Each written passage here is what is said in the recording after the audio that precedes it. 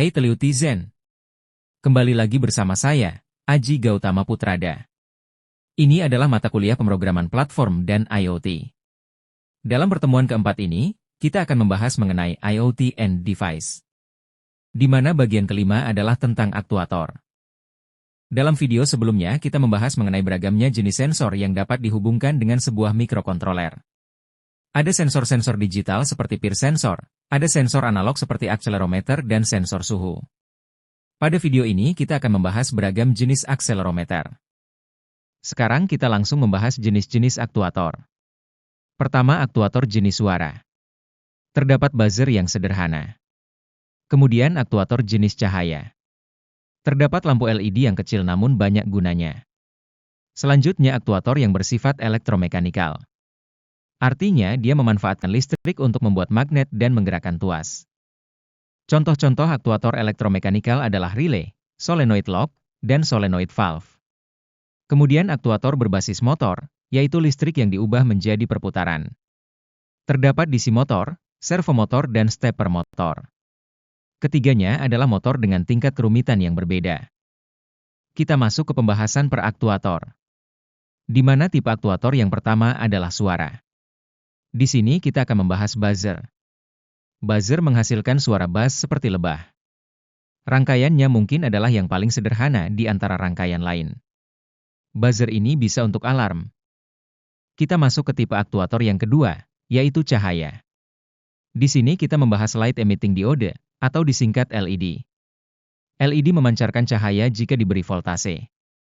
Dia punya dua pin, yaitu anode yang panjang dan katode yang pendek. Sambungkan anodenya ke 5 volt dan katodenya ke ground. Tambahkan resistor 330 ohm karena hambatannya yang kecil. Kita masuk ke kategori aktuator yang ketiga, yaitu elektromekanikal. Di sini kita membahas relay. Relay digunakan untuk menggantikan peran manusia dalam mengendalikan saklar. Ini dapat terjadi karena relay bisa mengendalikan switch listrik dengan daya yang kecil. Solenoid lock. Aktuator elektromekanikal ini adalah kunci pintu yang dikendalikan oleh mikrokontroler. Konsepnya seperti relay. Jika area kuning pada gambar dialiri listrik, dia akan berubah jadi magnet, menyebabkan tuas besi merah akan tertarik ke bawah. Sehingga tuas tersebut akan nongol dan masuk ke status terkunci. Sedap. Solenoid valve adalah keran IoT. Cara kerjanya mirip dengan solenoid lock tapi untuk keran.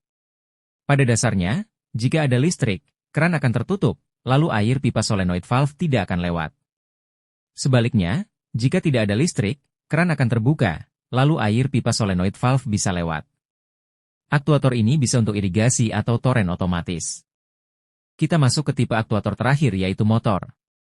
Pada dasarnya motor adalah aktuator yang berguna jika developer IoT menghendaki adanya gerakan putaran pada end device. Motor DC adalah jenis motor paling sederhana. Motor ini hanya paham berputar atau tidak berputar. Implementasinya bisa untuk roda robot atau baling-baling drone. Jika menghendaki gerakan berputar dengan sudut tertentu yang presisi, bisa menggunakan motor servo atau motor stepper. Motor servo adalah motor yang berputar dengan sudut tertentu, di mana dia berhenti ketika sudut yang dikehendaki telah tercapai melalui informasi feedback. Contoh penerapan servo motor adalah pada tombol penutup spion mobil otomatis. Stepper motor adalah motor yang bergerak dengan sudut tertentu jenis kedua. Stepper motor menggunakan kabel yang lebih banyak dari servo motor karena dia bergerak dengan sudut yang lebih presisi. Contoh mesin yang perlu pergerakan yang presisi adalah printer. Kalau Anda membuka printer, pasti Anda bisa melihat motor stepper ini. Itu adalah akhir dari video kelima. Dalam video ini kita mempelajari beragam jenis aktuator. Ada aktuator suara, yaitu buzzer. Ada aktuator cahaya, yaitu LED. Kemudian aktuator elektromekanik dan aktuator motor. Pada video berikutnya kita akan mencoba melihat rangkaian lengkap sebuah studi kasus IoT and Device.